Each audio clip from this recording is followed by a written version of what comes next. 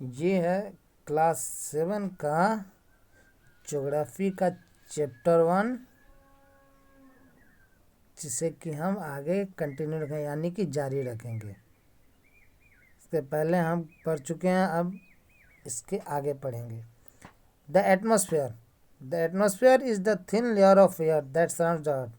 Atmosphere यानी कि वायुमंडल, ठीक है।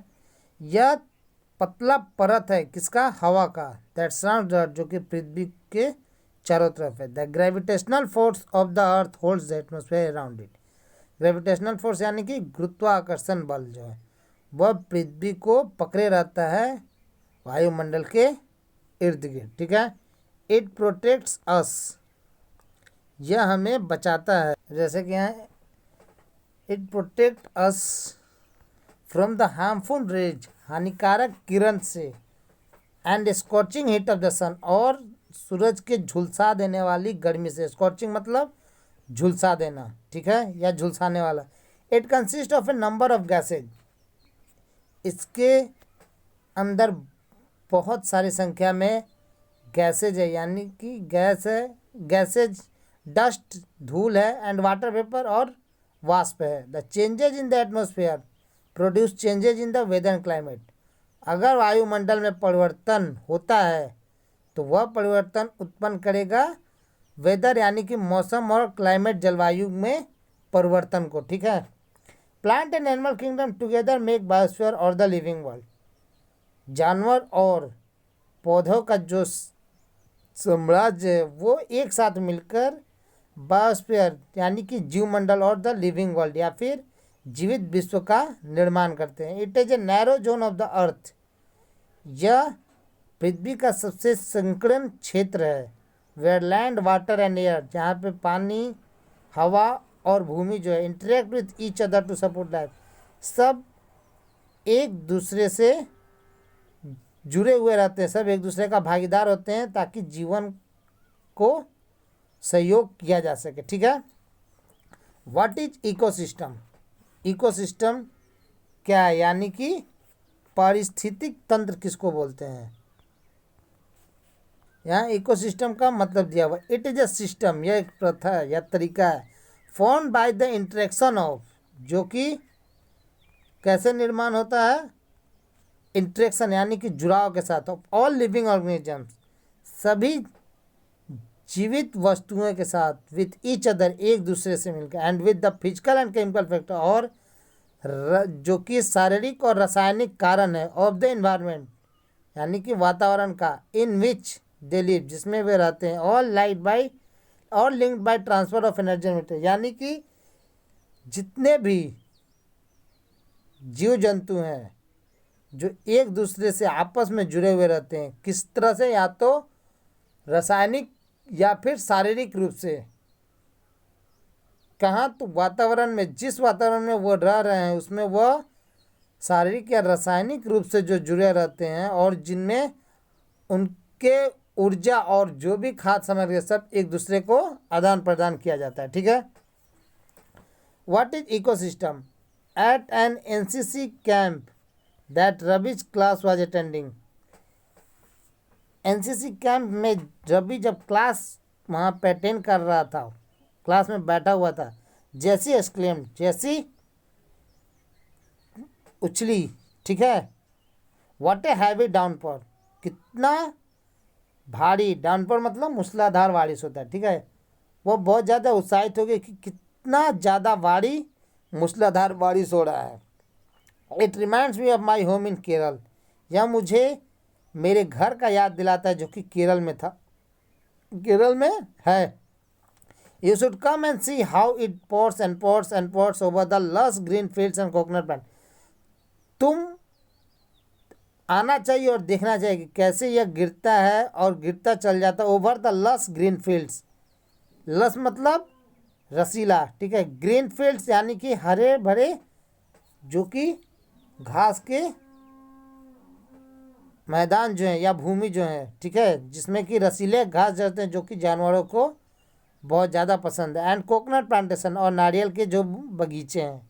हीरा फ्रॉम जैसलमेर एक्सक्लेम्ड, हीरा जो कि जैसलमेर था, उसने अपना जो दुख था उसे व्यक्त किया। वी गेट नो रेन, हमें बारिश नहीं मिलता है। We see only kikar and sand, हम लोग केवल बालू ही वहाँ पे और जो मिट्टी का जो या फिर जो बड़े बड़े छोटे छोटे पत्थर और बड़े बड़े पत्थर होते हैं, ये सब हम देखते हैं। As far as the eyes can see, जितने दूर तक आंखें देख सके उतने दूर तक हमें केवल बालू ही नजर आता है। But you also find camels, said Ravi. Ravi बोला कि तुम्हें तो वहाँ ऊँट भी मिलते हैं। No, Heera says not just camels. Heera बोले कि नहीं, कैमल सिर्फ केवल नहीं। If you visit our desert, अगर तुम हमारे रेगिस्तान को देखोगे, you will see snakes, lizards and many insect, तुम वहाँ पे सांप और ये छिपकली और बहुत सारे कीड़ों को भी देखोगे। रवि वंडर्ड, रवि आश्चर्यचकित हुआ। वाई डू द एनिमल्स, क्यों जानवर, द वेजिटेशन वनस्पति, and the way people live, और जो तरीका जिससे कि लोग रहते हैं, vary from place to place, एक जगह से दूसरे जगह, या वहाँ के जानवर, वहाँ के वनस्पति और लोगों का तरीका जो वह क्यों बदल जाता है। Are they all related to, क्या वे सभी एक दूसरे से जुड़े हुए हैं। Oh yes very much so, the teacher, जो शिक्षक थे वह बोले कि हाँ बहुत ज़्यादा। All plants, animals and human beings depend on their immediate surrounding, सभी जानवर, पौधे और मनुष्य जो हैं वो अपने आसपास के जितने भी जैसी वातावरण है सबसे वो एक दूसरे पे निर्भर है। Often they are also interdependent on each other, और कभी कभी तो वो एक दूसरे पर आश्रित रहते हैं, यानी कि एक दूसरे के बगैर वह रह नहीं सकते हैं। This relation between the living organisms, यह संबंध जो कि जीवित वस्तुओं के बीच है, as well as the relation between the organism, और संबंध जो कि जीवों के बीच में है, एंड देयर सराउंडिंग्स, और उनके आसपास के माहौल या वातावरण के बीच में है, फॉर्म एन इकोसिस्टम, वह एक इकोसिस्टम का निर्माण करता है। इकोसिस्टम यानी कि पारिस्थितिक तंत्र, यानी कि स्थिति के अनुसार अपने आप को बदलना। There could be an ecosystem of large rain forest, एक इकोसिस्टम बहुत विशाल वर्षावन का हो सकता है, ग्रासलैंड यानी कि घास स्थल का हो सकता है, डेजर्ट रेगिस्तान या बालू का हो सकता है, माउंटेन्स पहाड़ों का, लेक जो झील है, रिवर नदियाँ, ओशियन जो कि महासागर है, and even a small pond, एक छोटा तालाब का भी। Do you think the park in which Ravi and his friends platform an ecosystem, क्या तुम सोच सकते हो जिस बगीचे में रवि उसके दोस्त खेल रहे वह एक इकोसिस्टम का निर्माण कर सकता है।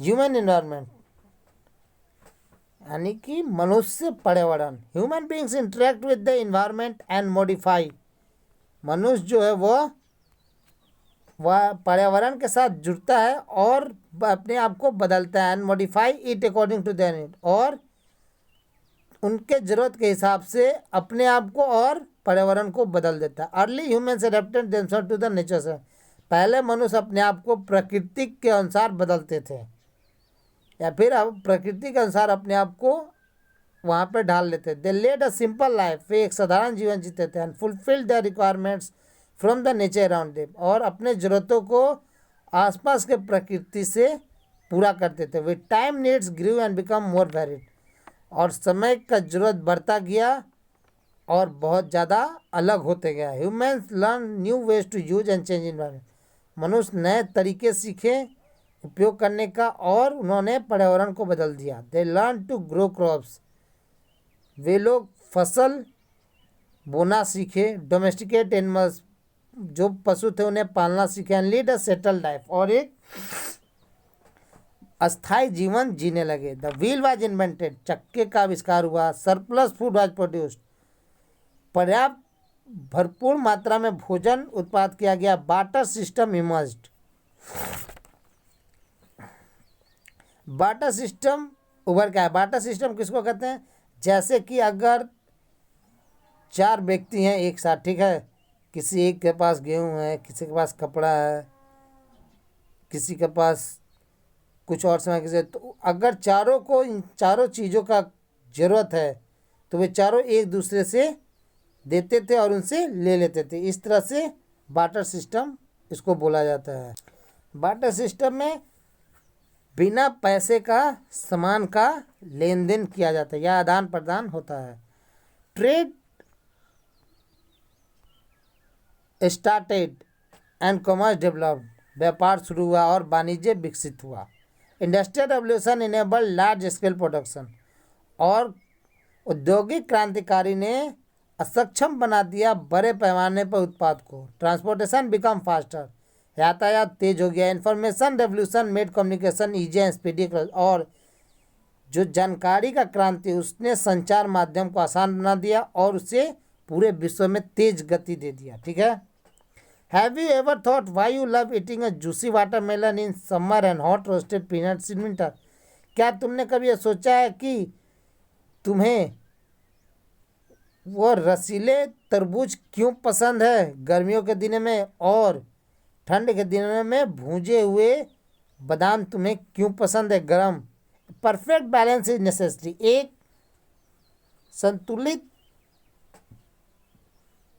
और सटीक जरूरी है, एक सटीक संतुलन जरूरी है between the natural human environment, किसके बीच? तो प्रकृति और मनुष्य पर्यावरण के बीच में एक सटीक संतुलन जरूरी है। Humans must learn to live and use the environment in a harmonious way, और मनुष्य को रहने यानी कि जीने का सीखना चाहिए और अपने पर्यावरण को सामंजस्यपूर्ण तरीके से, ऐसा ना कि इतना ज़्यादा उपयोग कर दें कि हमें वो ख़त्म होता हुआ नज़र आने लगे।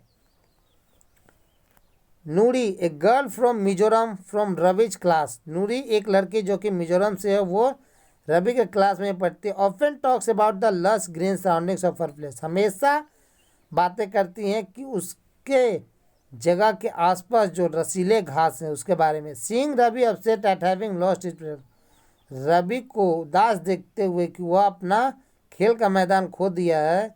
नूरी invited him to visit her home state during the coming, Noori ने उसे आमंत्रित किया कि गर्म आने वाली छुट्टी में वह उसके घर आए। रवि टीचर आज the student to draw the landscape, Ravi के टीचर ने बच्चों से कहा कि लैंडस्केप पर चित्र बनाए, हाउसेज घरों का, and activities of the people लोगों के क्रियाओं, लोग जो काम कर रहे हैं, places they visit during the, और वह जगह जिसे कि वह छुट्टियों में घूमते हैं।